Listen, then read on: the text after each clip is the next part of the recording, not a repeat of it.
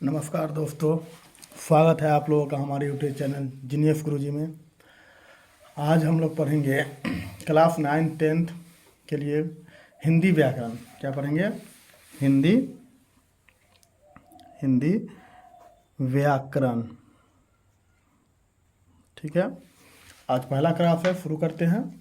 देखिए, सबसे पहले क्या है, व्याकरण किसे कहते हैं? व्याकरण को जानेंगे तो लिखे हैं क्या है, व्याकरण उस शास्त्र को कहते हैं जिसके पढ़ने से मनुष्य किसी भाषा को शुद्ध शुद्ध लिखना, पढ़ना और बोलना सीख जाता है। ठीक है, किसी भाषा या व्याकरण का है। हिंदी व्याकरण पढ़ रहे हैं तो हिंदी के बारे में जानेंगे, और अगर संस्कृत पढ़ेंगे तो संस्कृत। उसी तरह व्याकरण किसे कहते हैं, तो व्याकरण उस शास्त्र को कहते हैं जिसके पढ़ने से मनुष्य किसी भाषा को शुद्ध शुद्ध लिखना, पढ़ना और बोलना सीख जाता है। ठीक है, अब आइए आगे। भाषा जिसके द्वारा मनुष्य अपने विचारों को लिख कर या बोल कर व्यक्त करता है उसे क्या कहते हैं? भाषा कहते हैं। जैसे मान लिया जाए अभी हम अपने विचार को क्या कर रहे हैं, लिख के व्यक्त कर रहे हैं, और लिख के भी और बोल के भी बता रहे हैं, तो यह क्या हुआ? भाषा हुआ। ठीक है, व्याकरण के कितने भाग होते हैं? 3 भाग होते हैं। कितने भाग? 3। पहला वर्ण विचार, दूसरा शब्द विचार, तीसरा वाक्य विचार। ठीक है, देखिए अब आते हैं, पहला है वर्ण विचार। वर्ण विचार को पढ़ते हैं। वर्ण किसे कहते हैं, इनके कितने भेद होते हैं, स्पष्ट करें। देखिए क्या लिखा हुआ है, भाषा भाषा की सबसे छोटी इकाई जिसके खंड या टुकड़े नहीं किए जा सकते हैं वर्ण कहलाती है। जैसे क, हर्षई, ग, र, ह आदि। वर्णों की कुल संख्या 52 है। वर्ण के 2 भेद होते हैं। वर्णों की कुल संख्या कितना है? 52 है। वर्ण के कितने भेद होते हैं? 2 भेद होते हैं। वर्ण किसे कहते हैं बता दिए। भाषा की सबसे छोटी इकाई जिसके खंड या टुकड़े नहीं किए जा सकते हैं उसे वर्ण कहते हैं। या वर्ण उन मूलध्वनि को कहते हैं जिसका खंड या टुकड़ा नहीं किया जा सकता है। चलिए आगे देखिए। आगे है, वर्ण के 2 भेद होते हैं, स्वर वर्ण और व्यंजन वर्ण। अब स्वर वर्ण उन वर्णों को कहते हैं जिसका उच्चारण, यानी स्वर वर्ण को बोलने में किसी दूसरे वर्णों की सहायता। स्वर वर्ण उन वर्णों को कहते हैं जिसका उच्चारण किसी दूसरे वर्णों की सहायता के बिना होता हो। यानी कहने का मतलब हुआ कि स्वर वर्ण को बोलने में दूसरा वर्ण की सहायता नहीं लिया जाता है। ठीक है, इसकी संख्या 11 है। कौन कौन है? अ, आ, हर्षई, दीर्घई, हर्षहु, दुर्गहु, री, ए, ओ, औ। कितना हो गया? टोटल 11 स्वर हो गया। देखिए आगे दूसरा क्या है, व्यंजन वर्ण। व्यंजन वर्ण उन वर्णों को कहते हैं जिसका उच्चारण स्वर वर्ण की सहायता से होता है। इसकी संख्या 33 है। मूल व्यंजन कितने हैं? 33 है। देखिए क बोले तो किसका? स्वर वर्ण की सहायता लेना पड़ रहा है ना, अ आ रहा है, ख, ग, घ, अंग। तो इसको क्या, क, ख, ग, अंग को क्या नाम दिया गया? क वर्ग। उसी तरह च, छ, ज, झ, यहाँ को च वर्ग, ट वर्ग, त वर्ग, प वर्ग। और क्या? य, र, ल, व, तालेब स, मूर्धन स, धन स, ह। अब ये सब क्या हुआ? जो 25 हुआ वह क्या हुआ? क ख से लेके प फ तक वह हुआ स्पर्श व्यंजन। इसका डिटेल आगे करेंगे हम लोग। स्पर्श व्यंजन य, र, ल, व हुआ अंतस्थ व्यंजन, और तालेब स, मूर्धन स, दंत स, ह हुआ उष्ण व्यंजन, और अक्षत, र, ज्ञ और स्वर हुआ संयुक्त व्यंजन। इसकी संख्या 4 है। यानी मूल व्यंजन कितने हैं? 33 है। कुल 33 मूल व्यंजन है। कितने मूल व्यंजन है? 33। आगे देखिए, अनुस्वार और विसर्ग अयोगवाह व्यंजन है। 2 हिंदी के अपने व्यंजन है, अंग और ढ द्विगुण व्यंजन है। ठीक है, अब आइए, वर्णमाला किसे कहते हैं? वर्णों के व्यवस्थित समूह को क्या कहते हैं? वर्णमाला कहते हैं। ठीक है, जैसे व्यवस्थित हिंदी वर्णमाला को देवनागरी लिपि में लिखा जाता है।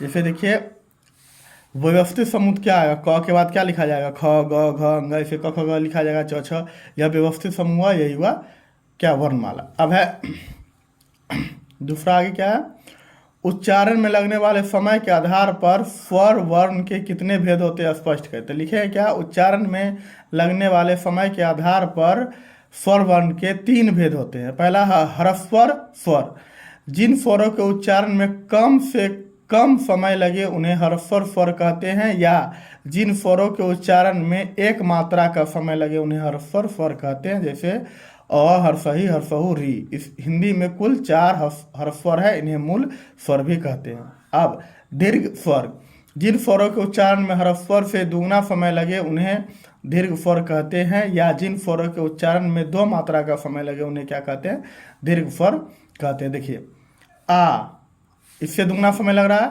दीर्घही, इसमें हर्षही था, इसमें दीर्घही। ये क्या, दुर्गहु, ए, ओ, औ। हिंदी में कुल 7 स्वर है जिनका उच्चारण दीर्घ रूप में होता है। अब है प्लुप्त स्वर, जिन स्वरों के उच्चारण में हरफ स्वर से 3 गुना समय लगता है उसे क्या कहते हैं, प्लुप्त स्वर कहते हैं, या जिन स्वरों के उच्चारण में 3 मात्रा का समय लगे उसे क्या कहते हैं, प्लुप्त स्वर कहते हैं, जैसे ओम, हे राम इत्यादि। आगे देखिए, आगे है जाति के आधार पर स्वर वर्ण के कितने भेद होते हैं, स्पष्ट करें। लिखे हैं क्या, जाति के आधार पर स्वर वर्ण के 2 भेद होते हैं। कितने भेद होते हैं, 2 भेद, सजातीय स्वर और विजातीय स्वर। अ, आ, हर्षई, दीर्घई, हर्षऊ, दुर्गहु आदि जोड़े आपस में सजातीय स्वर कहे जाते हैं, क्योंकि यह एक ही उच्चारण ढंग से या उच्चारण प्रयत्न से उच्चारित होता है। दोनों का उच्चारण क्या होता है, एक ही ढंग से होता है। इसमें सिर्फ मात्रा का अंतर है, ठीक है। अ, आ, हर्षई, दीर्घई, हर्षऊ, दुर्गहु, ए है, इसी तरह होगा। अब आइए विजातीय स्वर, अ हर्षही, अ दीर्घही, अ दुर्गहु, आ दीर्घही आदि जोड़े विजातीय स्वर है, क्योंकि यह 2 उच्चारण ढंग या उच्चारण प्रयत्न से उच्चारित होते हैं, ठीक है। अब आइए, अब स्वर का क्या हो गया, भेद बता दिए। अब आते हैं व्यंजन वर्ण में। हम पहले बता दिए थे स्पर्श व्यंजन, अंतस्थ व्यंजन, उपस्थ व्यंजन का डिटेल आगे होगा। अब आगे देखिए, व्यंजन वर्ण के कितने भेद होते हैं, स्पष्ट करें, यानी उदाहरण सहित बताना है। तो व्यंजन वर्ण के 5 भेद होते हैं।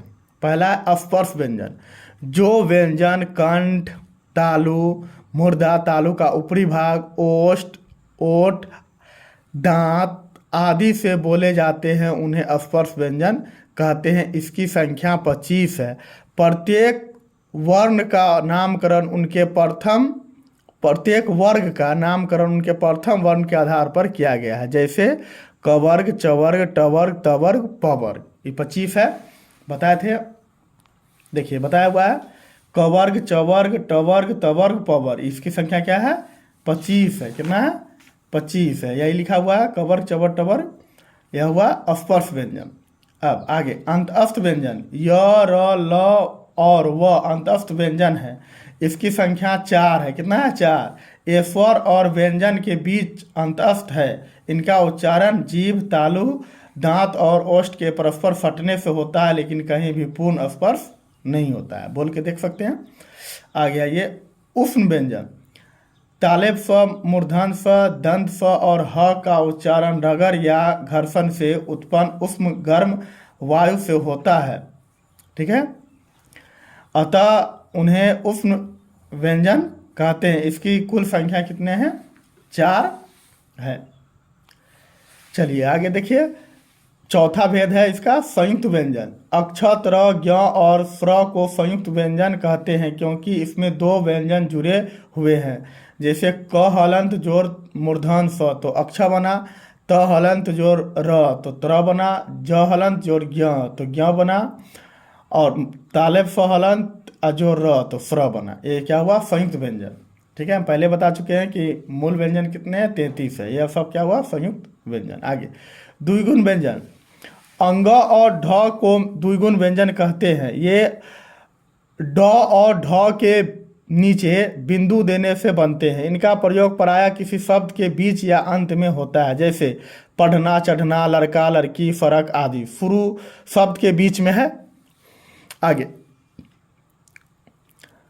बाढ़, आषाढ़, ककड़ी, मकड़ी आदि शब्द के अंतिम में है। आगे नोट, ढ प्रायः शब्द के शुरू में आता है, ढ नहीं, यानी बिंद का जो नीचे रहता है वो शुरू में नहीं आता है। जैसे देखिए ढकना, ढोलक, ढोंग, ढांचा, यह दे दिए, ढ के नीचे बिंदु दे दिए हैं, तो यह क्या है, गलत है। इसके लिए क्या आएगा, ढकना, ढोलक, ढोंग, ढांचा, यह सही है नीचे वाला। ठीक है।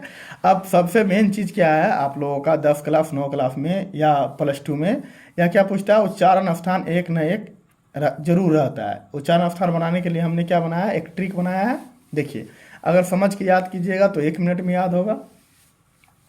सबसे पहले क्या लिखे हैं, देखिए, अ आ, 1 नंबर में क्या याद रखना है, अ आ, फिर क ख ग घ ह और विसर्ग। इसका उच्चारण स्थान क ख है तो क्या हो गया, कंठ। क्या याद रहा, अ आ, क ख ग घ ह और विसर्ग का कंठ। अब हर्षाई दीर्घई च छ ज झ य और तालब स है तो तालु।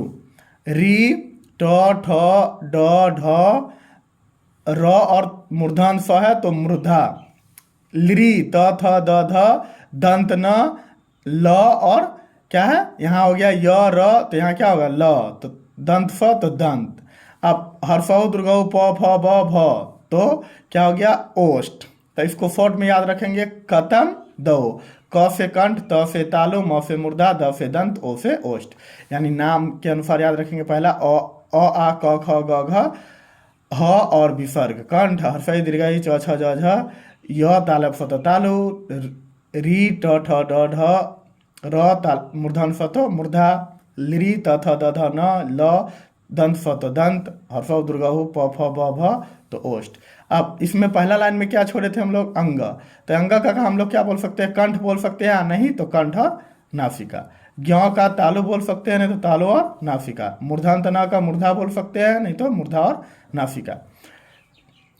म का ओष्ठ और नासिका। अब इसको याद करना होगा, ए का कंठ और तालु, ओ औ का कंठ और ओष्ठ, ओ व का दंत और ओष्ठ और अनुस्वार का नासिका।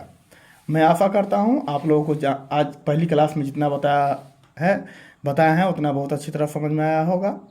अगर हमारे वीडियो पसंद आया तो हमारे चैनल को सब्सक्राइब करें, हमारे वीडियो को लाइक करें और अपने दोस्तों के साथ शेयर करें। फिर मिलते हैं अगले वीडियो में